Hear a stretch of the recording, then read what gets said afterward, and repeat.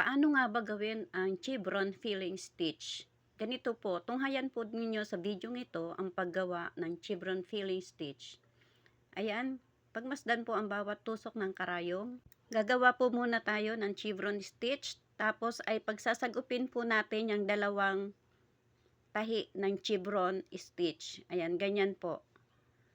Yan, pag itinusok po sa bandang kanan, ang labas po niyan ay sa kaliwa na.